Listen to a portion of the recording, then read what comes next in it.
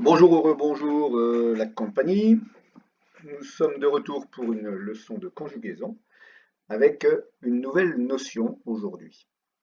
Avant d'aborder cette notion, je voudrais faire un retour, quand même, une explication globale sur la conjugaison de la langue française. J'en ai déjà parlé en classe.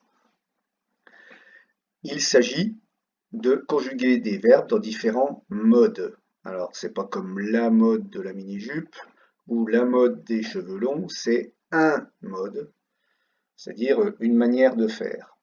Vous avez tout d'abord dans la langue française le mode infinitif que vous connaissez tous, par exemple le verbe marcher, ER, ou les verbes du deuxième groupe, IR, et les verbes du troisième groupe.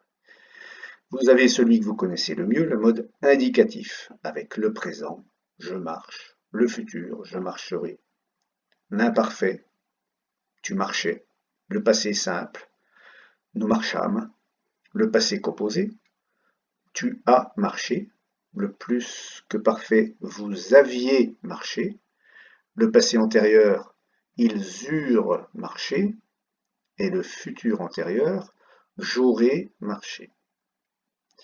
Nous venons d'apprendre le mode impératif qui sert à donner des ordres. Marche, marchons, marcher. Nous avions appris précédemment le mode conditionnel. Tu marcherais. Et nous en arrivons au mode participe. Dans le mode participe, vous connaissez très bien, vous en avez entendu parler, le participe passé, qui sert à fabriquer les temps composés. Mais il existe aussi le participe présent, que vous avez rencontré peut-être sans le savoir. Donc c'est de ça que nous allons parler aujourd'hui.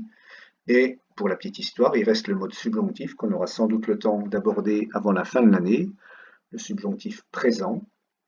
Il existe aussi le subjonctif imparfait, le subjonctif passé, etc. L'ensemble de tous ces modes représente 21 temps. Voilà. Moi, quand j'étais au collège, il y avait une prof qui était sévère, et les élèves qui lui cassaient les pieds, ils devaient conjuguer un verbe aux 21 temps. Paf! Alors pour le conditionnel passé deuxième forme et le subjonctif imparfait, c'était pas de la tarte. Bon bref, vous n'êtes pas concernés, vous êtes des élèves studieux et qui ne font jamais de bêtises. Voici un exemple, deux phrases.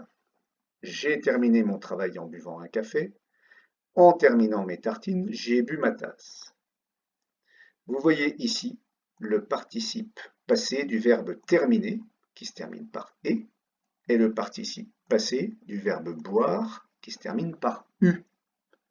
Vous connaissez d'autres terminaisons comme s, par exemple, j'ai pris, is, comme i, tu as fini, et comme t, j'ai fait, f-a-i-t.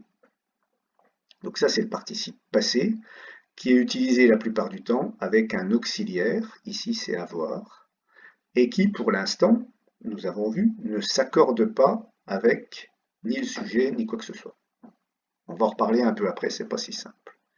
En vert, ici, vous avez en buvant et en terminant. Vous reconnaissez la terminaison ANT.